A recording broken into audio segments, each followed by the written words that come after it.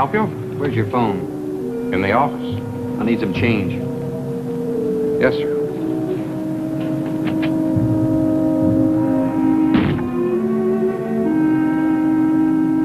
Now remember, take it easy and no gunplay.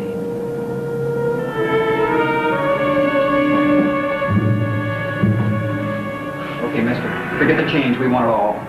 Wait a minute. You can open it up and make it fast. Wait.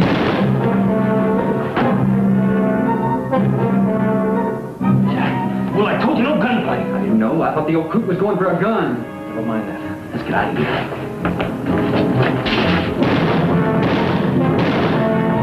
Jack, help me, I'm hit!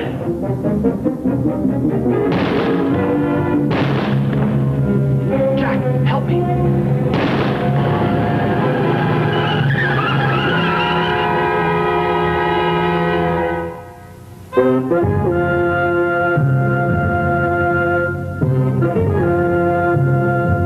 And now, Instant Maxwell House Coffee, the amazing coffee discovery in the jar with the stars on top, presents Richard Diamond, Private Detective.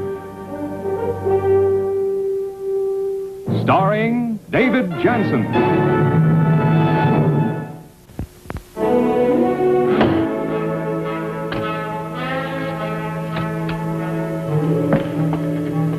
Come on in, honey, and shut the door. Don't let this scare you.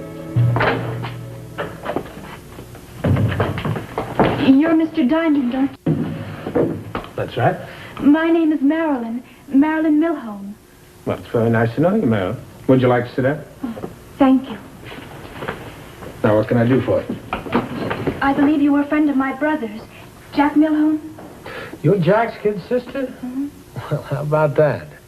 Yeah, Jack and I went through the war together. Only the pictures he showed of you, you were about this high and you had pigtails. You were a good friend of Jack's, weren't you, Mr. Diamond? I mean, a real good friend. Well, I still am, honey. Now, I haven't seen him in a couple of years, but... Well, why do you ask? Because you have to help him, Mr. Diamond. You just have to. Oh, hey, now cut that out, huh? You have to help him. Yeah, now, Marilyn, you control yourself. I'll do all I can for Jack, now believe me. Huh? Will you? Will you, honest? Well, sure I will. Now, suppose you tell me all about this, huh? The police. They're looking for Jack. He killed a man, Mr. Diamond. Jack killed a man. What happened? The police questioned Daddy and me this morning. Jack and another man held up a gas station. Jack killed the owner. That's what they told me. It doesn't make sense, Marilyn. Why would Jack try a hold-up? He's a mechanic. He has a good job. But he's changed, Mr. Diamond. Said he was tired working for his salary. Said he wanted to make some big money. Well, I don't know what I can do if what you say is true. He needs help. When the police find him, he might try to fight. But if he'd give himself up, things might be easier for him, mightn't they, Mr. Diamond? I mean, at least he'd have a chance. Well, all this has come pretty fast for me. I just don't know what to think. If I can help Jack, if I can help him, I sure will. Now, suppose you go on home and, I'll see what I can do. You will find him. Please. I'll try. You're sure there's no mistake, Mac? No mistake, Rick. Everything the girl told you, it's true. I just can't believe it. Well, it's all right here. Milhone and a punk named Adams tried to hoist the station. The owner was stubborn and Milhone shot him. A cop on the beat came running and grabbed Adams, but Milhone got away. Now, Adams said Milhone did the shooting. It's all right here in the statement. Now, how do you know Adams didn't do the shooting himself? Rick, you're grabbing at straws. No matter who had the gun, the other's an accessory. He won't get off any easier. Yeah, I know. It makes you mad, Mac. You got a friend, a guy you share a foxhole with. A guy you joke with, a guy you talk seriously with. And this guy turns out to be a killer. And that makes you mad because you're a cop. You know how the law is to treat killers. Your men turn up any leads on him yet? No, this is all we've got so far. Since Milhone quit his last job, he's kept bad company. Been picked up for questioning the last couple of months, but never booked. Here's a list of the men he's been seen with recently. All drifters, no goods. You mind if I keep this? No, I've got a copy. Oh, and he's been seeing a girl, too, named Eve Miller. She used to sing in an uptown club. I can't get a line on her now. Well, maybe I can. We've already checked most of the names on that list, but if you come up with anything interesting, let me know. You hear? Oh, yeah. Yeah, sure. Well, see you around, right? No, Rick. Yeah. I know you and Milhone were buddies in the war, but if you catch up with him, don't let your guard down. Remember, this guy's a killer. Don't worry, Mac. I only wish I could forget.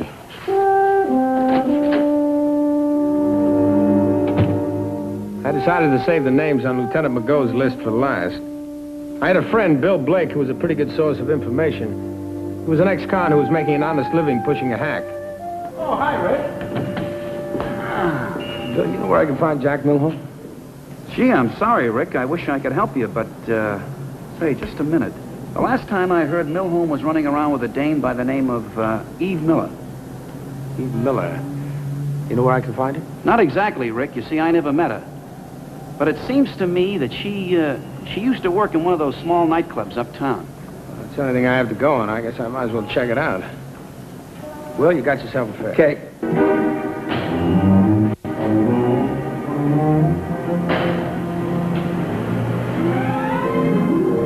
Bill drove me uptown, and we started making the rounds of the small clubs. After the fourth one, I struck pay dirt. The manager of the club told me that Eve Miller had worked there once. Now, he didn't know where she was living now, but one of the dancers named Jane Thomas used to room with her. I was in luck. Jane Thomas was in her dressing room getting ready to make some publicity stills. Now, most girls are a little touchy about answering questions asked by strangers. So I figured the best way to get Miss Thomas to open up was to fill the air with the sound of wedding bells and the sweet smell of orange blossoms. Miss Thomas, ma'am, could I speak with you for a minute? Yeah, come on in.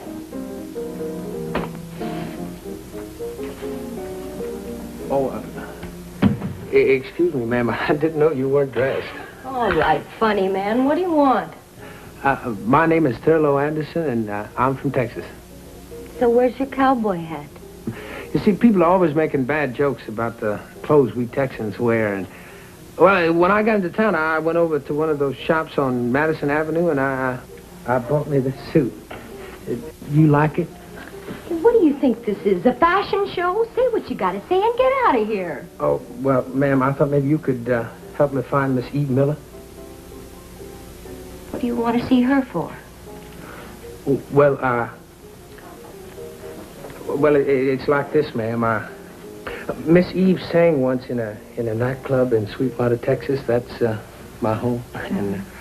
And well, she was just so sweet and pretty, and I fell in love with her right off. Are you sure you're talking about Eve Miller? Oh, yes, ma'am, Miss Eve. And, well, I didn't have any money then, and, well, I couldn't ask a girl like Miss Eve to come live in an old farmhouse, could I? You can bet your bottom dollar on that. Well, you see, there was this man, and he asked me if I minded if he put up an oil well on my property. And I told him I didn't mind, so he put up his old oil well. See, now, this is a mighty cute little old dog, man. Well, don't stop there. What happened? Well, what happened where? With the oil well.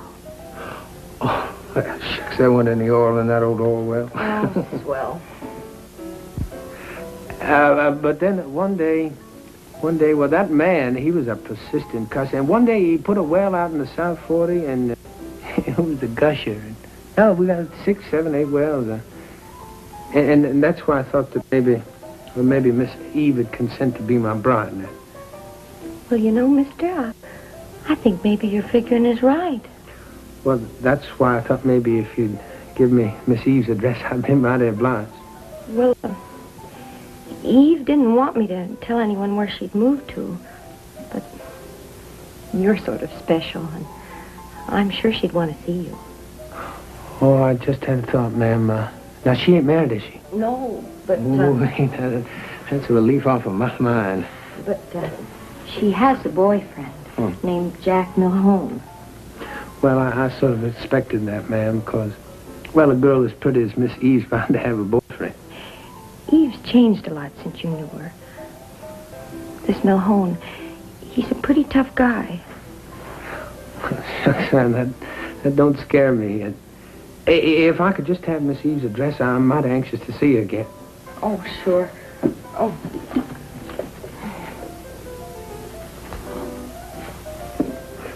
Here you are. Well, now, I can't thank you enough, man. And listen here, we'll give you an invite to the wedding, eh? Oh, please do. I'd love to come. Now, you sure you can find it all right? Well, now, I found this little old nightclub, didn't I? And this is a long way from Texas. Well, but just thanks a lot, ma'am, and so long. Oh, wait a minute, mister. Yes, ma'am? Say, if Eve doesn't turn out to be the way you remembered her, well, I mean, if things just don't work out, I'd be very glad to show you around New York. Now, that is mighty nice of you, ma'am, and I'll remember, I sure will. Well, bye. Bye. Oh, well, good luck.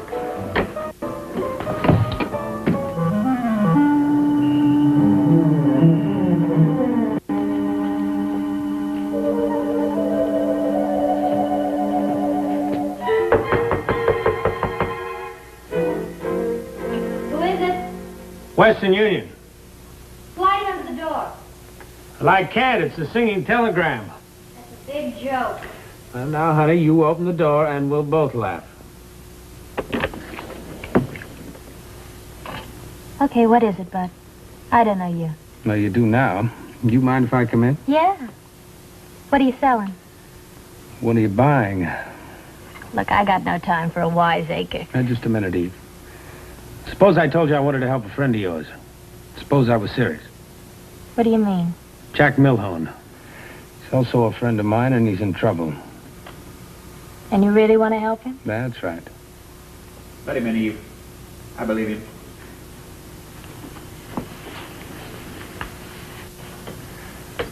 Hello, Jack.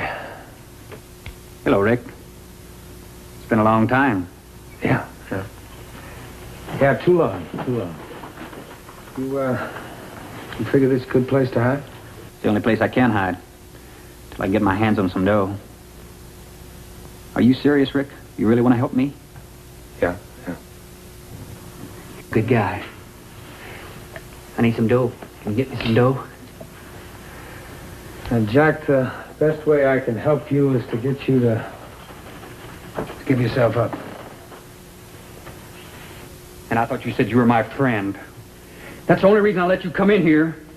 I am your friend, Jack. But you can't run forever. It'll be better if you don't run at all. You got a gun, Rick? Yep. And I'm just as close to mine as you are to yours. I'm closer than both of you. Sorry, Rick. Get your mink and whatever you can carry. We're leaving.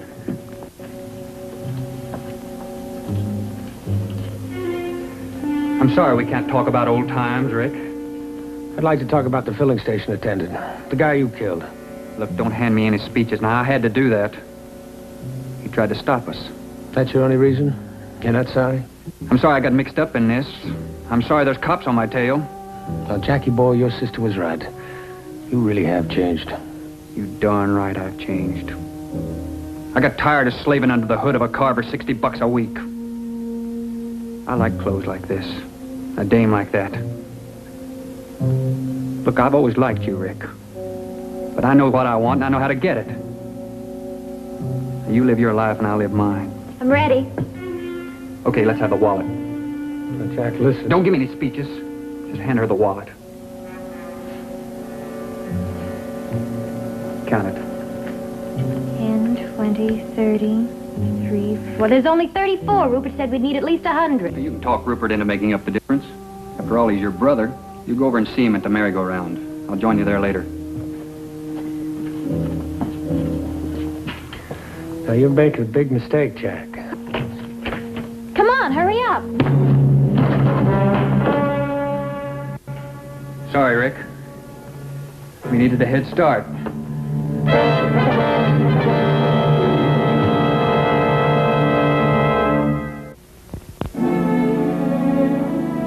Rick. Rick, can you hear me? He's coming around. Are you okay, Diamond? Oh, what a question to ask a bleeding man. No, he's okay. Oh, my head. Well, it's what you get for coming over here by yourself. Why didn't you let us know you'd located Eve Miller? Because I didn't think Jack would be here. I thought I could talk to Eve alone and she'd open up more for me. She opened up all right. Your scalp. Lieutenant, that is unfunny and untrue. Now, Jackie boy did this. What time you got? 4 o'clock. Oh, I must have been out for about an hour. I got here around 3. We got a tip a little while ago that Eve Miller was living here. We arrived about 5 minutes ago. You could have tipped us over an hour ago and we might have nabbed Milhone. Okay. I tried to tell you why... Oh. You better stay where you are. Sit down. No, that's all right. I'm okay. But that former buddy of mine swings a mean gun. Well, have you any idea where they might have gone? No, but I know they need money for a getaway. They took 34 of my dollars. Yeah, I heard Eve say that Rupert told them they'd need at least 100. Who's Rupert? Oh, just a guy with a name you can't forget. No, he's Eve's brother. Well, I guess you might as well answer. Yeah, it might be my office. I left this address. Hello? This is Lieutenant McGo. Oh, just a minute. I was right. It is my office. Oh, that's great, Mac. Would you like to come back next week for another question? Okay. Yes? Yeah, right away.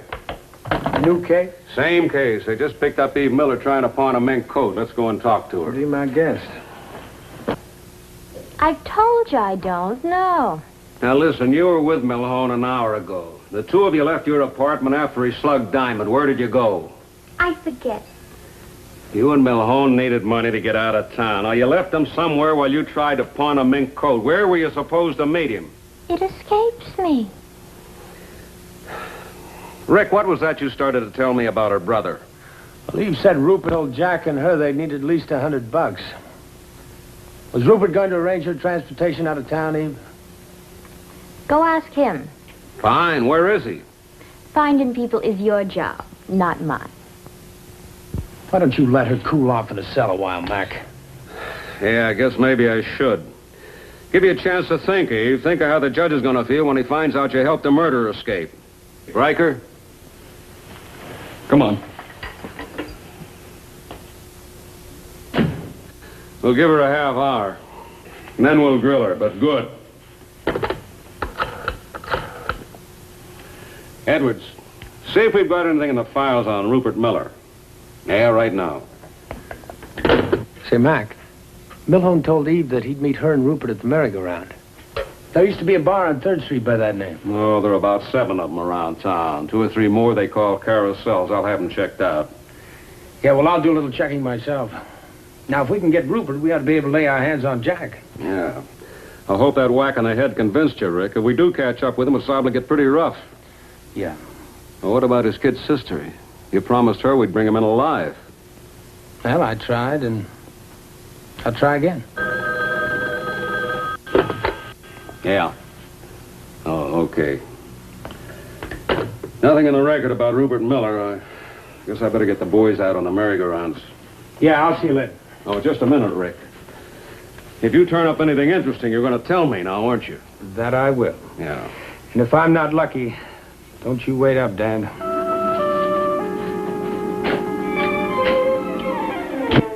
Now, I know a lot of characters, and a lot of characters know me.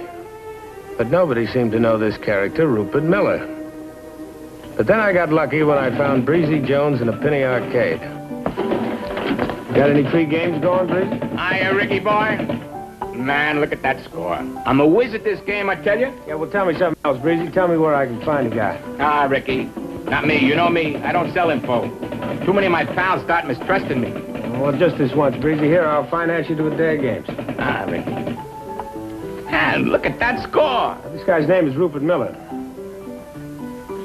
What's he done? Not a thing. I just want to talk to him. Well, Rupert, he bummed around on and off for several years. I hear he turned legit, got a regular job.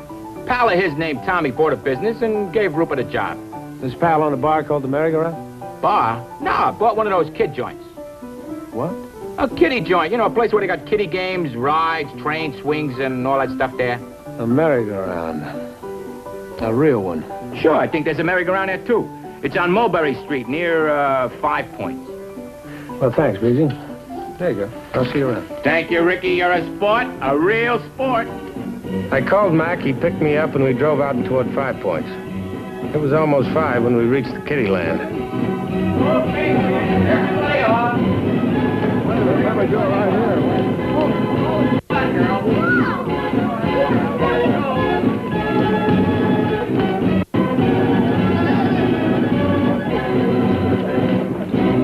Your name, Rupert? So what? Now, take it easy, pal. We love the name, if it belongs to you. Who are you guys? Look, I done nothing wrong. Now, come off it, Rupert. Eve told us everything. What are you talking about? She said you made the arrangements for Jack Milhone and her to get out of town. Look, you got this all wrong. You better straighten us out.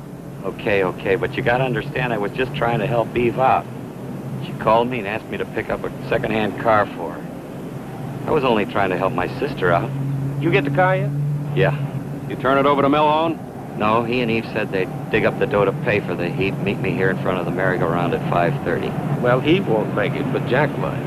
Jack said it was safe that way. We knock off at 5 o'clock. There won't be no one around. Come on. Mac called a squad car to take Rupert downtown, then he staked a few men around the kiddie land. He and I found a hiding place behind the kid-sized roller coaster. It's after 5:30 now. 5:39. I think the men are well hidden. Yeah. What are you thinking about?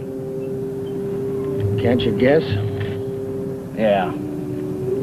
He's no good, Rick. I know, Mac, but still Mac.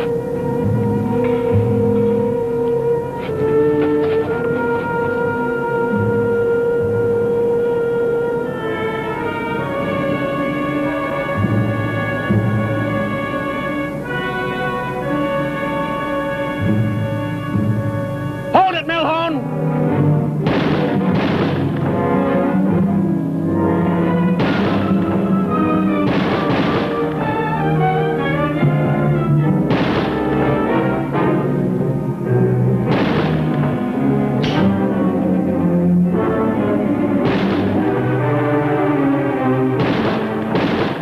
It's okay, Rick. Take my gun. Go on, take it. We're gonna have to smoke him out of there, and we're in the best position. Ask your men to hold the fire. No! Now, Mac, we've got the best position, but he may take 1 or 2 good cops with him. Now, give me one more chance. All right. Hold your fire, men! This is McGrew! Hold your fire! Jack? This is Diamond. Jack, can you hear me?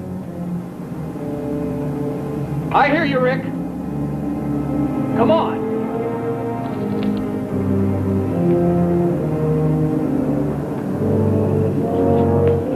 That's far enough.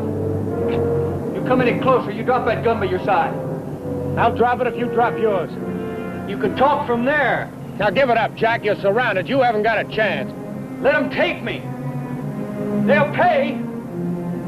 For me, they gotta pay. Now, that's no good, Jack. That's no good at all. Don't come any closer, Rick. You think I won't shoot because you were a friend? Well, I will. I'll kill you, Rick.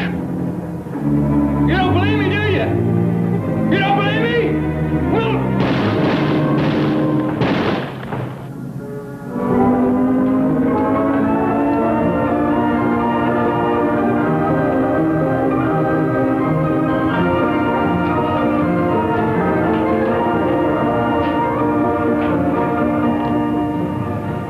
Yeah, I believed you, Jack. I really did.